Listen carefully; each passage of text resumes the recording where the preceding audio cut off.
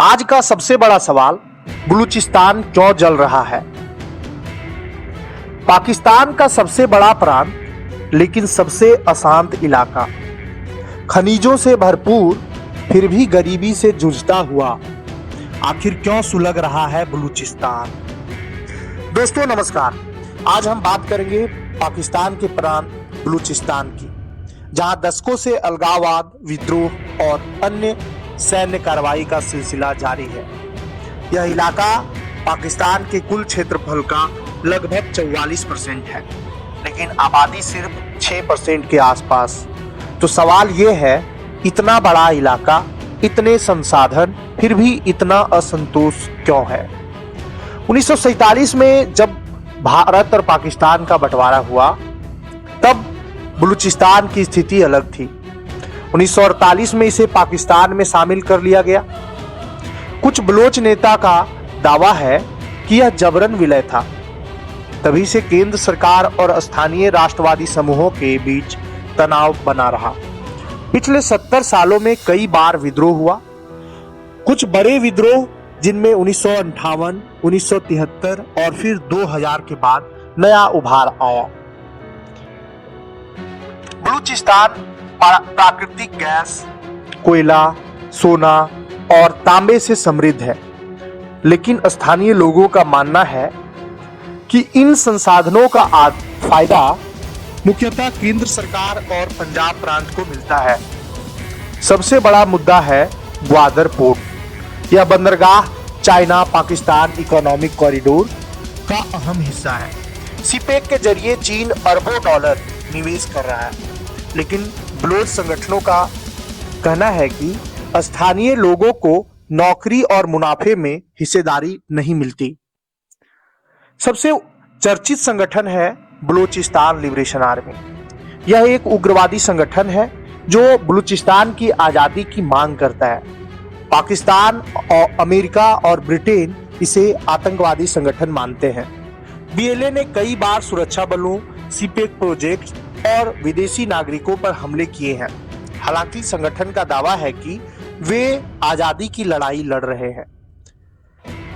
पाकिस्तान सरकार का कहना है कि बलूचिस्तान में विकास परियोजनाएं चलाई जा रही है।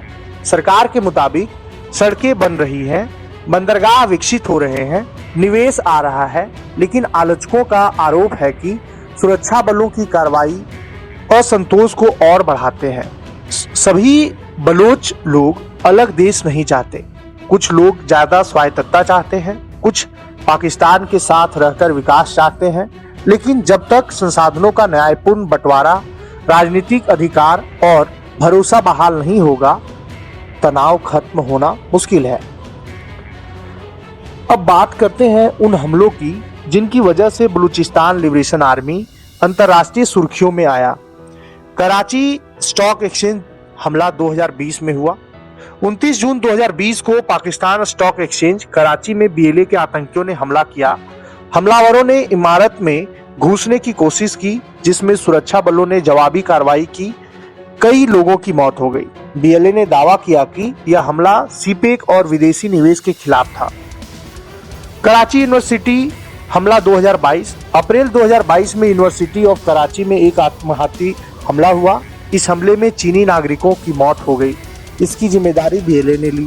यह घटना इसलिए अहम थी क्योंकि यह सीधे तौर पर चीन पाकिस्तान परियोजनाओं को निशाना बना रही थी। ग्वादर और सुरक्षा बलों पर हमला। ग्वादर पोर्ट के आसपास कई बार सुरक्षा बलों और सीपेक प्रोजेक्ट पर हमले हुए हैं। बीएलए का दावा है कि वे बाहरी कब्जे के खिलाफ लड़ रहे हैं, लेकिन पाकिस्तान सरकार का कहना है कि ये आतंकी हमले हैं जो देश की स्थिरता और विकास को नुकसान पहुंचाते हैं। यह समझना जरूरी है कि इन हमलों में आम नागरिक और सुरक्षा कर्मी मारे जाते हैं। इसलिए अंतर्राष्ट्रीय स्तर पर बीएलए को एक आतंकी संगठन के रूप में सूचीबद्ध किया गया है। संघर्ष की जड़ें राजनीतिक और आर्थिक हो सकती है, लेकिन हिंसा ने इस मुद्दे को और जटिल बना दिया है। सवाल यह है, क्या बंदूक से समाधान निकलेगा या बातचीत ही एकमात्र रास्ता है?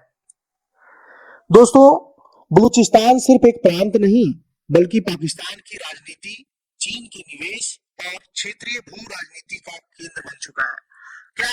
समय में यह मुद्दा और भड़केगा या बातचीत से हल निकलेगा? आप क्या सोचते हैं कमेंट में जरूर बताइए। अगर वीडियो पसंद आया हो तो लाइक शेयर और चैनल को सब्सक्राइब जरूर करें। धन्यवाद।